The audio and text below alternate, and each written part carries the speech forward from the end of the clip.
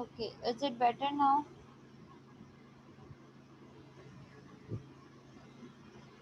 Yes ma'am, अब ठीक है। अच्छा जी, तो लेट्स स्टार्ट द टॉपिक। जो नेक्स्ट टॉपिक मुझे डिस्कस करना है दैट इज़ थर्मोकपल। ठीक है, may be it's visible. Okay, अच्छा जी, जो हम नेक्स्ट टॉपिक पढ़ने जा रहे हैं, नेक्स्ट सेंसर पढ़ने जा रहे हैं दैट इज़ थर्मोकपल। ठीक है, क्योंकि इसकी टाइप्स बहुत सारी हैं और उसमें ज़्यादा बहुत सारी थ्योरेटिकल चीज़ें हैं, इसलिए मैंने ये स्क्रीन आपके साथ शेयर कर लिया ताकि आप लोग को मेमोराइज होता रहे देख देख के। ठीक है, अच्छा जी, सबसे पहले जो है वो थर्मोकपल होता क्या है। ठीक है, थर्मोकपल जो है वो टेम्परेचर सेंसर है जो टेम्परेचर मेजर करने के लिए यूज़ होता है। ठीक है, और ये टेम्परेचर कैसे मेजर कर सकते हैं, बेसिकली हमारे पास होता क्या है कि इसके आउटपुट पे आउटपुट जो है वो किस तरीके का आ रहा होता है, output in terms of voltages आ रहा होता है। ठीक है, तो मतलब हर सेंसर में आउटपुट की कोई ना कोई फॉर्म है। ठीक है, जैसे हमने देखा थर्मिस्टर्स में हमारे पास रेजिस्टेंस आ रही होती है आउटपुट पे, और आरटीडीज में भी हमारे पास रेजिस्टेंस आ रही होती है। तो जैसे जैसे टेम्परेचर चेंज होता है रेजिस्टेंस चेंज होती है, जिसके थ्रू हम जो है वो अननोन टेम्परेचर फाइंड आउट कर सकते हैं। इसी तरीके का थर्मोकपल में भी हिसाब किताब है। बस थर्मोकपल में क्या है कि हमारे पास इनपुट पे टेम्परेचर चेंज होने की वजह से आउटपुट पे वोल्टेजेस चेंज होते हैं। ठीक है, आउटपुट पे क्या चेंज हो रहा होता है आपका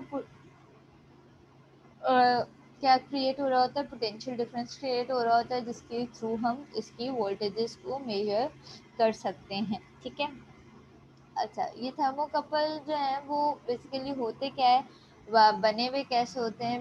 बेसिकली ये इस तरीके के होते हैं कि इसमें दो डिसिमिलर मेटल वायर्स को जो है या मेटल रॉड्स को जो है वो एक साथ जॉइन किया जाता है। ठीक है, मतलब ऊपर एक वायर है, नीचे दूसरा वायर है, और दोनों अलग अलग मेटल्स के हैं। ठीक है, और उनको एक तरीके एक पॉइंट से जो है वो ज्वाइन कर दिया है। ठीक है, एक पॉइंट से जो है एक जंक्शन से जो है वो ज्वाइन कर दिया गया है। इस तरीके से मैं जरा इसको ऊपर कर दूं, यहाँ से इन दोनों को ज्वाइन कर दिया गया है। ठीक है, ये एक अलग मेटल है, सही है, और ये एक अलग मेटल है, दोनों को ज्वाइन कर दिया गया है। अब जब इस पे टेम्परेचर इसको हम प्रोवाइड करेंगे, हीट प्रोवाइड करेंगे, टेम्परेचर चेंज होगा। ठीक है, तो होगा क्या, हम ये बात करते हुए आए हैं कि भाई हर मेटल की जो है वो अलग अलग जो है वो अलग अलग हीटिंग कैपेसिटी होती है। मकसद ये है कि कुछ मेटल्स ऐसे होते हैं जो जल्दी हीटअप हो जाते हैं, कुछ मेटल्स जो होते हैं वो ऐसे होते हैं वो दो देर से हीटअप होते हैं। ठीक है, तो उन दोनों में डिफरेंस होता है। ठीक है, जैसे अगर मैं बात करूँ जैसे अगर मैं बात करूँ कि मेरे पास कोई थिन जो है वो स्टील है। ठीक है, अगर मैं स्टील को हीटअप करूँ तो स्टील मेरे पास जो है वो जल्दी हीटअप हो जाएगा। ठीक है, उसके कंपैरिजन में अगर मैं लोहे को जो है वो हीटअप करूँ तो लो इट विल टेक टाइम ना। ठीक है, तो दोनों का जो है वो टेम्परेचर राइज होने में जो है वो हर मेटल का जो है वो अलग अलग कैपेसिटी होती है जिसपे उसका टेम्परेचर जाके चेंज होता है। ठीक है, अलग अलग हीटिंग पॉइंट होता है हर उसका मेटल का। तो इसी तरीके से थर्मोकपल फिर इस प्रिंसिपल पे काम करता है, थर्मोकपल इस प्रिंसिपल पे काम करता है कि जब हम इसे हीट प्रोवाइड करते हैं तो एक मेटल अलग, एक वायर अलग मेटल का है, दूसरा वायर अलग मेटल का है, तो ये दोनों वायर जो है वो ज़ाहिर है एक साथ तो हीट अप होंगे नहीं। जो फर्स्ट वायर है वो अपनी टेंडेंसी के लिहाज से हीट अप होगा, और जो सेकंड वायर है वो अपनी टेंडेंसी के लिहाज से हीट अप होगा। ठीक है, तो होगा क्या बेसिकली, क्योंकि दोनों में हीटिंग डिफरेंस आएगा, तो होगा क्या कि दोनों में पोटेंशियल डिफरेंस क्रिएट होगा। ठीक है, दोनों में जब आपके पास जब इसमें से करंट फ्लो करेगा तो होगा क्या, हीट ट्रांसफ़र होगी। ठीक है, जो हीट क्या करती है, हीट जो है वो from hotter side to cooler side जो है वो ट्रांसफर करने की कोशिश करती है। ठीक है, जिसके नतीजे में आपके पास क्या होगा, जिसके नतीजे में आपके पास करंट प्रोड्यूस होगा, और इस करंट की वजह से आउटपुट पे आपके पास पोटेंशियल डिफरेंस क्रिएट हो रहा होगा। ठीक है, ये जो पोटेंशियल डिफरेंस है या ये जो वोल्टेजेस है, इस ये मिली वोल्ट्स में होंगे, बहुत कम होंगे। ठीक है, होंगे तो ये मिली वोल्ट में, बट ऑब्वियसली हम इसको या तो सेंसिटिव इंस्ट्रूमेंट्स यूज़ करके इसको मेजर कर सकते हैं, ठीक है। गैल्वानोमीटर्स वगैरह हम यूज़ कर सकते हैं to measure that millivolt, या फिर हम इसको अगर एम्पलीफाई करना चाहे तो इसके आगे हम एम्पलीफायर्स लगा के भी इसको यूज़ कर सकते हैं, ठीक है। प्रॉब्लम ये नहीं है कि हम इसको मेजर कैसे करें, जा रहे हैं मिली वोल्ट्स प्रोड्यूस हो रहे हैं तो हम उसको किसी भी तरीके से मेजर करेंगे, ठीक है, कर सकते हैं किसी भी तरीके से मेजर, ठीक है। लेकिन इसकी करेक्टरिस्टिक क्या है, इसकी वर्किंग प्रिंसिपल क्या है कि जब भी ये दो अलग अलग मेटल वायर्स को एक पॉइंट से ज्वाइन कर दिया गया है, अब जब उस पॉइंट पे हीट प्रोवाइड की जाती है, ठीक है, टेम्परेचर चेंज होता है तो दोनों मेटल वायर्स की अलग अलग कैपेसिटी होती है हीटअप होने की। तो आपके पास दोनों के जो रिस्पॉन्स टाइम होता है वो डिफरेंट होता है। इस डिफरेंस की वजह से क्या प्रोड्यूस होता है, आपके पास आउटपुट पे वोल्टेजेस प्रोड्यूस होते हैं, ठीक है। और ये वोल्टेजेस जो हैं वो मिली वोल्ट्स में होते हैं, that we can measure easily, और we can use amplifiers to measure that milli volts, ठीक है। अच्छा जी, इसका वर्किंग प्रिंसिपल क्या है थर्मोकपल का, ठीक है। बेसिकली तीन प्रिंसिपल हैं, ठीक है, जिस पे ये काम करता है। तीन साइंटिस्ट हैं जिन्होंने इसका वर्किंग क्राइटेरिया पेश किया, और जिसके प्रिंसिपल पे ये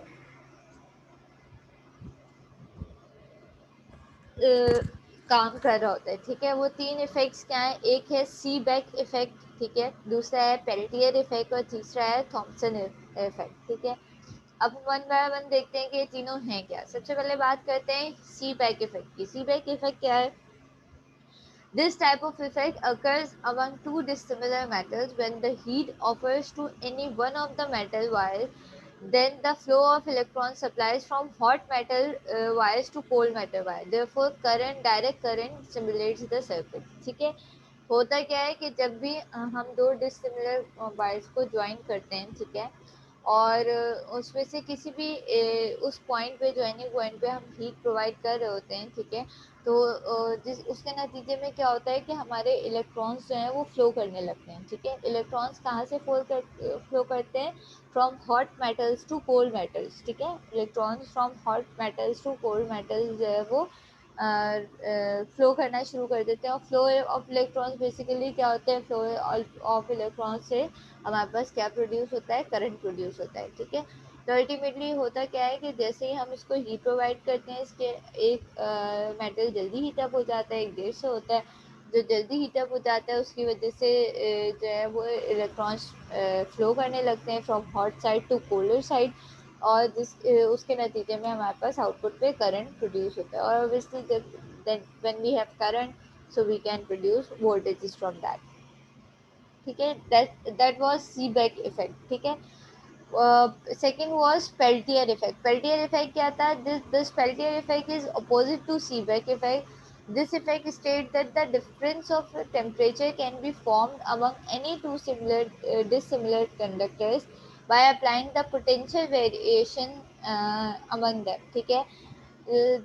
पेल्टियर इफेक्ट क्या कहता है? पेल्टियर इफेक्ट कहते हैं, ये सीबेक इफेक्ट से उल्टी बात करता है। ये कहता है कि जब भी हम किसी दो डिफरेंट मेटल्स को, दो डिफरेंट कंडक्टर्स को जो कि एक साथ ज्वाइन हुए हों, और हम उनसे वोल्टेजेस प्रोवाइड करते हैं, ठीक है, हम उसे पोटेंशियल वेरिएशन प्रोवाइड करते हैं, तो उसके नतीजे में क्या होता है कि दोनों के अक्रॉस जो है वो टेम्परेचर चेंज होता है, ठीक है। क्या कहते हैं? ये उल्टी बात कहते हैं। वहाँ पे हम क्या बात कर रहे थे कि हम टेम्परेचर प्रोवाइड करते हैं जिसके नतीजे में हमें पास करंट प्रोड्यूस होता है, और जिसके थ्रू हमारे पास वोल्टेजेस प्रोड्यूस हो जाते हैं, ठीक है। पेल्टियर उल्टी बात कर रहा है। वो कह रहा है कि जब हम दो डिसिमिलर कंडक्टर्स को, डिसिमिलर मेटल्स को हम पोटेंशियल वेरिएशन प्रोवाइड करते हैं, मतलब डिफरेंट वोल्टेजेस प्रोवाइड करते हैं, तो उसके नतीजे में इसके अक्रॉस डिफरेंट टेम्परेचर प्रोड्यूस होता है, मतलब ये इसका टेम्परेचर चेंज होता है, ठीक है। तो पेल्टियर जो है वो सीबेक के अपोजिट बात कर रहा था, ठीक है। What was the Thomson effect? Thomson effect says that as two disseparate metals fixed together, and if they form two joints, then the voltage induces the total conductor length due to the gradient of temperature. This is the This is the physical world that demonstrate the change in rate and direction of temperature at an exact position. ठीक है, ये कह रहे हैं कि भाई ये कहता है कि जब हम वो ले आपके दो डिसिमिलर मेटल्स दें, ठीक है, और उसको हम दोनों तरफ से, वो कह रहे हैं दोनों तरफ से आप ज्वाइन कर लें, 2 जॉइंट्स प्रोड्यूस कर लें, ठीक है, दोनों साइड से आप उसे ज्वाइन कर लें, तो बेसिकली होगा क्या कि पूरे आपके पूरे जो मेटल वायर्स है उसमें वोल्टेजेस इंड्यूस होंगे, ठीक है। आपका जो पूरा कंडक्टर है, जितना बड़ा आपका वायर था, वो ऑब्वियसली दैट इज कंडक्टर, जब भी उसमें से करंट फ्लो कर रहा है, ठीक है। तो जो जी जितना भी आपका total length of the wire थी, उसमें आपके पास क्या प्रोड्यूस होगा, आपके पास उसमें वोल्टेजेस प्रोड्यूस होंगे, इंड्यूस वोल्टेजेस प्रोड्यूस होंगे, ठीक है। और आपके पास जिसकी वजह से जो है वो टेम्परेचर डिफरेंस क्रिएट होगा, जब ज़ाहिर वोल्टेजेस चेंज होंगे तो आपके पास टेम्परेचर डिफरेंस जो है वो प्रोड्यूस होगा, rate in change in rate in temperature होगा, ठीक है, उसका टेम्परेचर का रेट जो है वो चेंज होगा। तो ये 3 इफेक्ट्स थे जिसके प्रिंसिपल पे बेसिकली थर्मोकपल बना था, ठीक है, सीबेक इफेक्ट, पेल्टियर इफेक्ट और थॉमसन इफेक्ट। तो ये बेसिकली ये तीनों इफेक्ट क्या हैं, ये तीनों इफेक्ट जो है वो इसके वर्किंग थर्मोकपल के वर्किंग प्रिंसिपल हैं, ठीक है। अच्छा, अब हम इसकी स्ट्रक्चर इंटरनल कंस्ट्रक्शन देखते हैं कि बेसिकली थर्मोकपल अंदर से बना हुआ किस तरीके का होता है, ठीक है। ये आपके पास इमेज दिखाई है, आई होप ये आपके पास विजिबल हो। मैं इसको थोड़ा और जूम कर देती हूँ आप लोगों के लिए। अच्छा जी,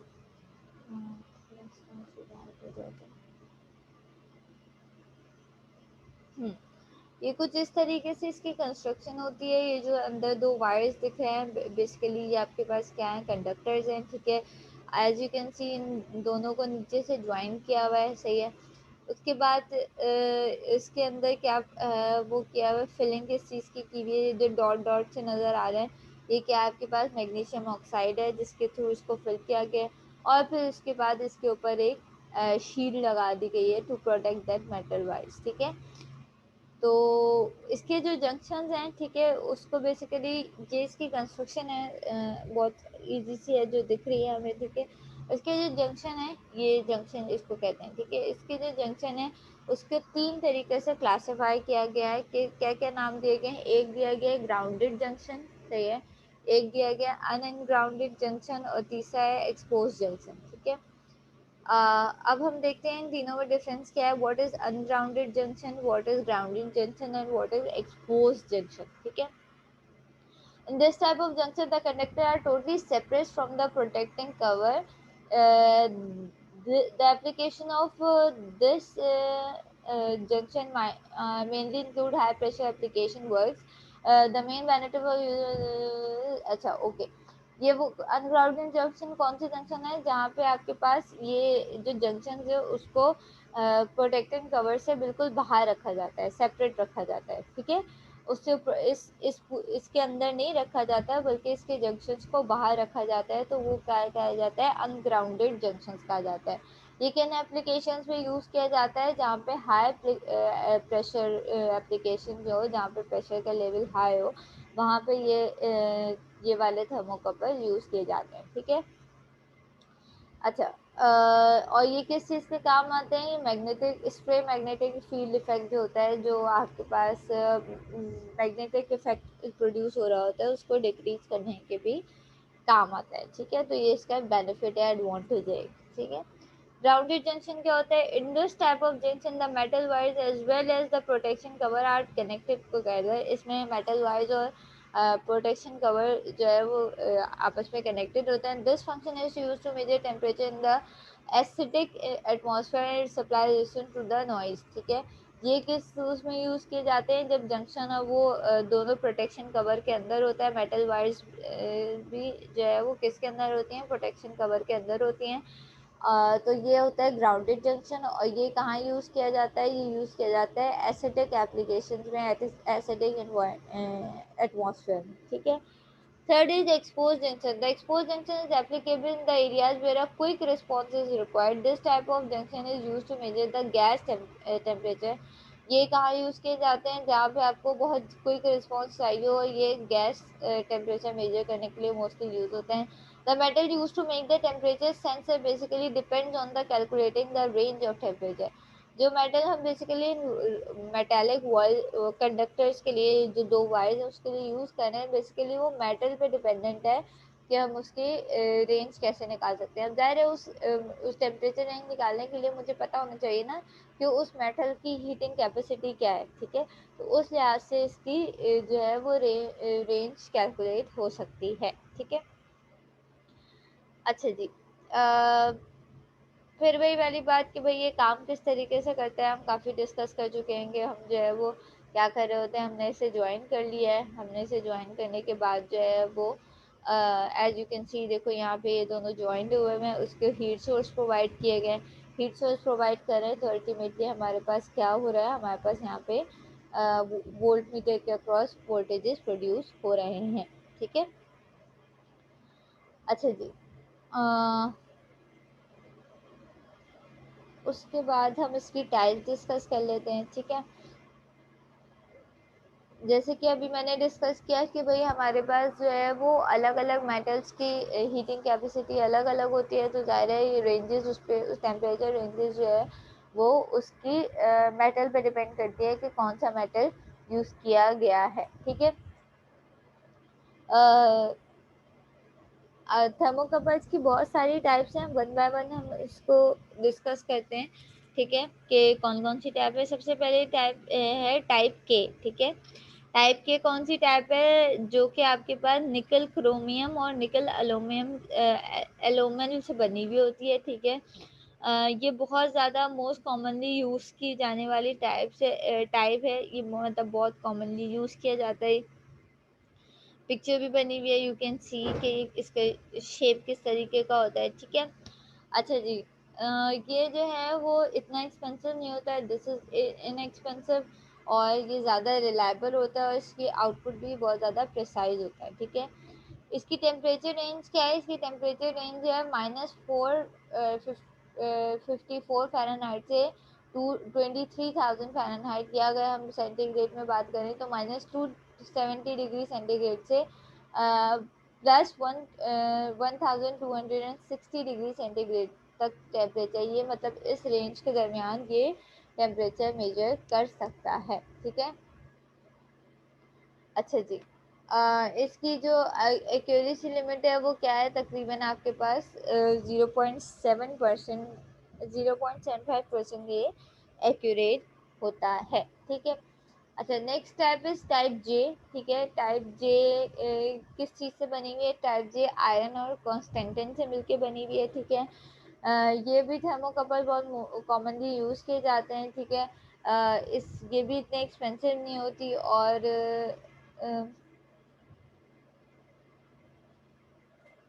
और जो है बट इसका एक वो क्या है कि इसका रेंज जो है वो आपके पास टाइप के से कम है। इसकी जो टेम्परेचर रेंज है वो -210 डिग्री सेंटीग्रेड से लेकर +760 सेंटीग्रेड तक इसकी रेंज है, ठीक है।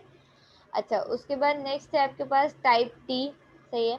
अच्छा, ये टाइप्स किस तरीके से क्लासिफाई की गई हैं, ऑब्वियसली अलग अलग मेटल्स के लिहाज से अलग अलग टाइप्स हैं, ठीक है। जो डिफरेंट डिफरेंट मेटल्स हैं तो उसके हिसाब से डिफरेंट डिफरेंट टाइप्स डिस्कस की गई हैं, ठीक है। टाइप टी किससे मिलके बना हुआ है, टाइप टी आपके पास कॉपर और कॉन्स्टेंटिन से मिलके बना हुआ है, ठीक है। ये जो है वो लो टेम्परेचर मेजर करने के लिए ज़्यादा यूज़ होते हैं, ठीक है। जहाँ पे आपके पास टेम्परेचर कम होता है या फ्रीजिंग पॉइंट पे होता है, वहाँ पे यूज़ होते हैं।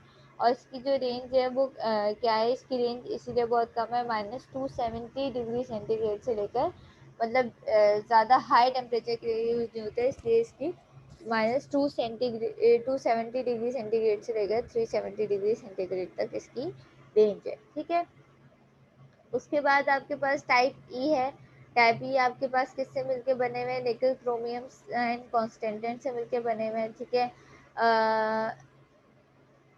इसकी जो एक्यूरेसी है वो टाइप के और टाइप जे से ज़्यादा है, और इसकी टेम्परेचर रेंज जो वो क्या है, -270 डिग्री सेंटीग्रेड से लेकर +870 डिग्री सेंटीग्रेड तक, ठीक है। Then we have type N. Type N is निसिल्ट thermocouple. Nisil I don't know, मैंने मुझे पता नहीं है कि ये कौन सा मेटल होता है. निक्रोसिल या निसिल थर्मोकपल है ये, ठीक है. और ये as compare to remaining thermocouple ये एक्सपेंसिव होता है. और इसकी जो रेंज है वो किस तरीके से, इसकी रेंज है -270 डिग्री सेंटीग्रेड से लेकर 392 डिग्री सेंटीग्रेड तक, ठीक है. Then we have type S. Type S is platinum rhodium thermocouple, ठीक है, जो प्लेटिनियम या रोडियम से बने हुए हैं. ये जो है वो बायोटेक एप्लीकेशन में या फार्मास्यूटिकल्स में ज़्यादा यूज़ होता है, मेडिसिन वगैरह बनाने में और इस तरीके की चीज़ों में ज़्यादा यूज़ होता है, ठीक है. और इसकी जो रेंज है वो क्या है, -50 डिग्री सेंटीग्रेड से लेकर 1480 डिग्री सेंटीग्रेड तक. एज यू कैन सी कि हम इसमें ज़्यादा कोल्ड टेम्परेचर ज़्यादा मेंटेन नहीं करते सकते, पर इसकी हॉट की रेंज बहुत ज़्यादा है, ठीक है. Then we have type R. Type R is अच्छा टाइप, इससे पहले वाली टाइप में टाइप एन नहीं, टाइप क्या थी, टाइप एस. टाइप एस में जो है वो 10% प्लेटिनियम यूज हुआ था, और ये अगली जो टाइप एस है उसमें 13% प्लेटिनियम है, ठीक है. तो ऑब्वियसली उससे उसकी कंस्ट्रक्शन में डिफरेंस होगा, ठीक है. और ये कहाँ यूज होते हैं ये, अच्छा, जो परफॉर्मेंस है टाइप आर की और टाइप एस की वो ऑलमोस्ट सेम है, नियरली सेम है. और ये जो है वो इसकी जो लेंथ प्रिसाइज आउटपुट है वो ज़्यादा प्रिसाइज और ज़्यादा स्टेबल होता है. इसकी जो रेंज है वो है -50 डिग्री सेंटीग्रेड से 1480 degree centigrade. Then type B. Type B भी प्लेटिनियम रोडियम है, जिसमें 30% एंड 60% यूज हुआ है, ठीक है. और इसकी रेंज क्या है, 0 डिग्री सेंटीग्रेड से लेकर 1700 डिग्री सेंटीग्रेड तक. तो ये इस तरीके से अलग अलग मेटल्स की अलग अलग टाइप्स हैं, अलग अलग मेटल से बना हुआ है, तो ज़ाहिर है उसकी रेंजेस में डिफरेंस है. तो हम अपनी एप्लीकेशन के लिहाज से देखते हैं कि भाई हमें किस रेंज में टेम्परेचर मेजर करना है, हमारा मैक्सिमम और मिनिमम टेम्परेचर क्या हो सकता है, उस रेंज के लिहाज से जो है हम इसको यूज़ कर सकते हैं. जैसे अभी आपने देखा कि जो लास्ट वाली टाइप है टाइप बी, ठीक है, इसमें क्या है, आप इसकी अगर रेंज देखो तो ये 0 से शुरू हो रही है. इसका मतलब इस वाली टाइप से मैं हॉट कोल्ड टेम्परेचर तो मेजर नहीं कर सकती 0 डिग्री सेंटीग्रेड से 1700 डिग्री सेंटीग्रेड तक है. इसका मतलब मैं इससे हॉट टेम्परेचर मेजर कर सकती हूँ, लेकिन कोल्ड टेम्परेचर जो ज़्यादा कोल्ड माइनस में टेम्परेचर हो वो मेजर नहीं कर सकती, ठीक है.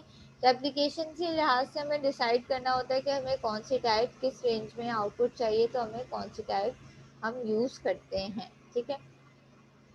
एडवांटेजेस क्या होते हैं थर्मोकपल्स के एडवांटेजेस, अच्छा यहाँ तक कोई प्रॉब्लम है तो बता दो, किसी को कोई सवाल है यहाँ तक कुछ समझ नहीं आया तो. ऑब्वियसली ये थ्योरेटिकल होता है तो थोड़ा बोरिंग होता है भाई, मैं इसमें कुछ कर नहीं सकती. कोई प्रॉब्लम है यहाँ तक, कोई बात समझ में नहीं आई है तो आप लोग पूछ सकते हो. No ma'am. इंटरप्ट कर दिया करो अगर कुछ समझ नहीं आए या कुछ चीज़ चाहते हो कि मैं दोबारा एक्सप्लेन कर दूं, तो मुझे इंटरप्ट कर लिया करो बीच में से, कोई मसला नहीं है. अच्छा जी, एडवांटेजेस क्या है, एक्यूरेसी हाई है इसकी, ठीक है, रॉबस्ट है, यूज़ करने में आसान है, ठीक है, वाइब्रेशन से इस पर इतना इफेक्ट नहीं पड़ता. आप ऐसी मशीनरी जहाँ पे आपके पास, ऐसी इंडस्ट्री जहाँ पे आपके पास वाइब्रेशन है का मसला वाइब्रेट हो वहाँ पे इसको हम यूज़ कर सकते हैं, ठीक है. थर्मल रिएक्शन इसका फास्ट होता है, ऑपरेटिंग रेंज बहुत ज़्यादा है, ठीक है. और आपके पास कॉस्ट इसकी कम है और कंसिस्टेंट है, तो हम इसको, ये इसके एडवांटेजेस हो गए. डिसएडवांटेजेस क्या है कि नॉन लिनियरिटी है, ठीक है, स्टेबिलिटी कम है, वोल्टेजेस आउटपुट पे बहुत लो आते हैं, ज़ाहिर है हमें उससे आगे कोई सर्किट लगाना पड़ता है उसको मेजर करने के लिए, ठीक है. रेफरेंस रिक्वायर्ड होता है, सेंसिटिविटी कम है, और रिकैलिब्रेशन इसकी बहुत मुश्किल होती है, ठीक है. आप दोबारा अगर ये ख़राब हो जाए तो उसकी रिकैलिब्रेशन बहुत डिफरेंस डिफ़िकल्ट होती है, ठीक है. अच्छा, एप्लीकेशंस क्या हैं थर्मोकपल्स, कहाँ यूज होते हैं? These are use as the temperature sensor thermostat. Thermostat में ऑफिसेज और होम वगैरह में यूज होते हैं, ठीक है। अच्छा जी, इंडस्ट्रीज में यूज होते हैं मेटल्स का टेम्परेचर मेजर करने के लिए, आयरन, एल्युमिनियम वगैरह का, ठीक है। फूड इंडस्ट्रीज में यूज होते हैं, आपके पास हीट पंप में यूज होते हैं, ठीक है। और उसके अलावा आपके पास पेट्रोलियम प्लांट, केमिकल प्लांट्स वगैरह में यूज़ होते हैं, और गैस मशीनरीज में यूज़ होते हैं। पायलट फ्लेम को डिडक्ट करने के लिए गैस मशीनरीज में भी ये यूज़ होते हैं। तो वैसे there are lots of application जहाँ पे यूज़ किए जा रहे हैं, और आज भी हम इसको मार्केट में बहुत इजीली अवेलेबल होते हैं और डिफरेंट एप्लीकेशंस के लिए यूज़ हो रहे होते हैं, ठीक है। आप भी अभी जब लैब, जिन लोगों ने लैब कर ली है, आई डोंट नो जो कर रहे हो अभी, लैब्स हुई है आपकी कोई जो रजिस्टर्ड है बच्चे लैब में? लैब वो स्टार्ट हो गई है, फिजिकल लैब हो रही है ऑन कैंपस? मैम एक ही वीक हुआ है, तो इस वीक तो नहीं हुई, शायद कल से हो लैब। ऑनलाइन या ऑन कैंपस? मैम उससे पहले ऑनलाइन हुई थी, मतलब ऑन कैंपस को तो अभी एक वीक हुआ है। ऑन कैंपस एक वीक हुआ है, तो कौन सी लैब करवाई थी सर? अनस है ना? क्या कौन सी लैब करवाई थी सर?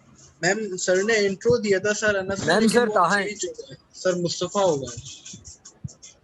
सॉरी सर दोबारा। मुस्तफा। सर मुस्तफा, मुस्तफा कौन है भाई? अच्छा, होंगे खैर। तो उन्होंने अभी तक कोई सेंसर नहीं पढ़ाया, कोई प्रैक्टिकल सर एप्लीकेशन? मुस्तफा फजल। अच्छा, कोई सेंसर पढ़ाया नहीं अभी तक, मतलब उस पर कोई प्रैक्टिकल किया नहीं, कोई लैब की नहीं परफॉर्म अपने हाथ से? मैम हमने लैब 1 की थी। लैब वन की थी? लैब वन क्या है? लैब वन तो इंट्रोडक्शन है, उसमें तो ऐसे कुछ भी नहीं है। Ma'am lab 1 2 3। 1 2 3 मतलब व्हीटस्टोन ब्रिज किया है? Yes ma'am. ठीक है, खैर अभी आगे लैब्स करोगे इस वीक हो या नेक्स्ट वीक हो, आगे लैब्स करोगे तो यू विल सी क्या हम थर्मोकपल्स पे भी लैब में, आपके पास थर्मोकपल्स मौजूद हैं, थर्मोकपल्स पे, आरटीपीस पे, सब पे लैब्स करोगे, ठीक है। तो आपको उसको यूज़ करोगे तो ज़्यादा आइडिया हो जाएगा, ठीक है। कोई सवाल है यहाँ तक इस पूरे उसमें कुछ समझ नहीं आया? मैं, आप लोग चाहो तो ये डॉक्यूमेंट में शेयर कर दूंगी जिससे मैंने आपको पढ़ाया है, ठीक है। तो आपको इसको रिविजन करने में आसानी हो जाएगी। कोई बात समझ में नहीं आई है तो पूछ लो मुझसे।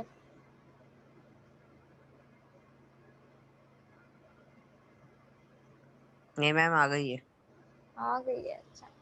अच्छा, एक बात, मैं जो हूँ वो अक्सर बीच बीच में से नाम पूछती हूँ, तो कुछ बच्चे जवाब नहीं देते। अगर अब ऐसा हुआ आप लोग कनेक्ट करके गायब हो गए हुए और मैंने बीच में से नाम कॉल किया और आपने रिप्लाई नहीं किया क्योंकि आज सब मौजूद है, तो मैं बता रही हूँ, तो मैं उसकी एब्सेंट मार्क कर दूंगी, ठीक है। वैसे मैं इतनी सख्ती करती नहीं हूँ, लेकिन अगर आप लोग ये करोगे कि कनेक्ट करके इधर उधर चले जाओगे, मैं आवाज़ दूंगी, मैं आपका नाम कॉल करूँगी, आप रिस्पॉन्ड नहीं करोगे, तो मैं आपकी एब्सेंट मार्क कर दूंगी, ठीक है। जल्दी से चैट बॉक्स में अपनी अपनी अटेंडेंस मार्क करो इस सेशन की। चैट बॉक्स में अपनी अटेंडेंस मार्क करो जिसने नहीं की है।